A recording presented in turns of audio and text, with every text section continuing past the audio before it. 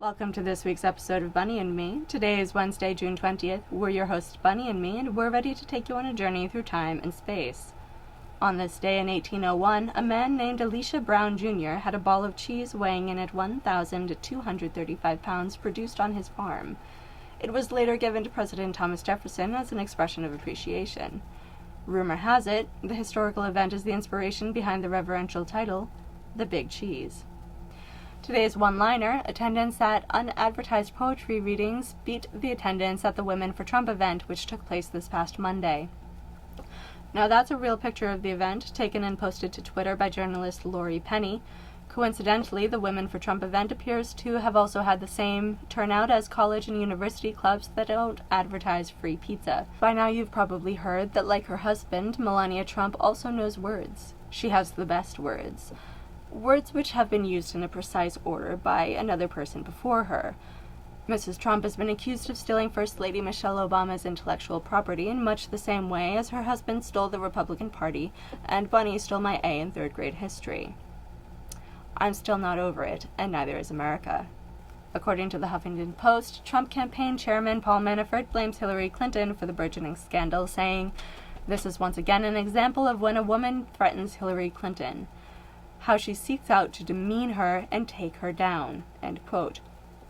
Although her team increased public awareness of Mrs. Trump's literary faux pas, I must say that this excuse is eerily similar to every third grader trying to get out of detention. "I'm sorry, Mrs. Nowicki, please don't give me detention. I didn't plagiarize, all I did was copy his homework. Why am I the only one getting detention? He's a tattletale!"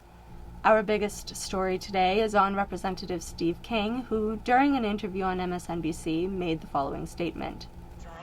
I'd ask you to go back through history and figure out where are these contributions that have been made by these other categories of people that you're talking about.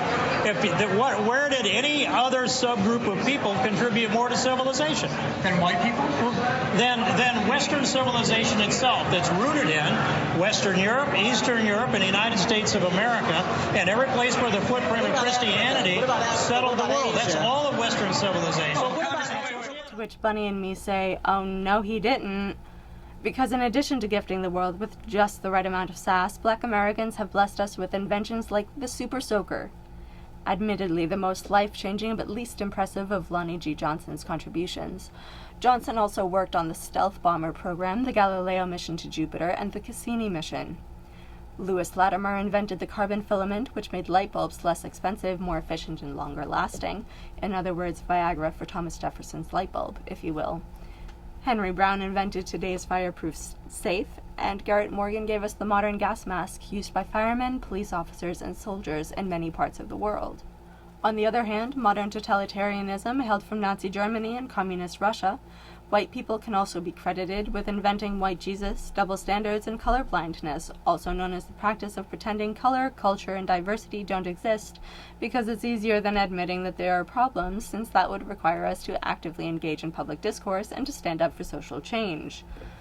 But Black Americans are not the only unrequited contributors to science and civilization, and regardless of color, culture, country, or background, for every contributory win, there is of equal or greater value a contributory fail. So here's a brief and in no way comprehensive list of each. Starting with early human history, the controlled use of fire is believed to be the invention of Kenyans of the Homo erectus persuasion 1.6 million years ago. The oldest known wheel hailed from Mesopotamia in 3500 BC. Ancient Egyptians invented eye makeup, democracy is attributed to ancient Greece, and Mesoamerica lays claim to the invention of chocolate. Fast forwarding through time, we see the invention of wooden bathing suits in 1929 in Washington state. Nachos, also known as heart failure you can eat with your hands, was invented in Mexico in 1943. The 1928 discovery of penicillin is attributed to Scottish scientist Alexander Fleming, and an American scientist, Lawrence Roberts, is credited with the development of the internet during the 1960s. The poo trap, which eliminates the need for a pooper scooper, comes from Taiwan. The wondrous bra, which doubles as a breast-sized rice patty, was invented in Japan. The toilet paper hat and baby mop onesie are also Japanese inventions, and the scoliosis-inducing bar sound bubble was invented by a Scot who wanted to make sure that none of the bar's noisy ambiance would distract that special someone from your bacon breath. Since we're already on the topic of bacon, it's time for a crazy invention speed round, and before we begin, as far as me could see, these are all things you can actually buy on the internet. So here we go. Bacon flavored dental floss, bacon scented soap, bacon gumballs, squeezed bacon, the bacon bowl, bacon flavored condoms, bacon flavored rolling papers, bacon flavored toothpaste, bacon bandages, bacon vodka, bacon beer, bacon wrapped baby formula, hook 'em while they're young, and of course the disturbingly fitting bacon wrapped coffin, because till death do us part. Don't forget to click the like button down below and subscribe to our channel so that you can have fun with history, current events, science, and other sources of delight every week. You can also follow us on Twitter at Bunny and Me, so do that. Until next time, this was Bunny and Me. Hope you learned something, and see you next week.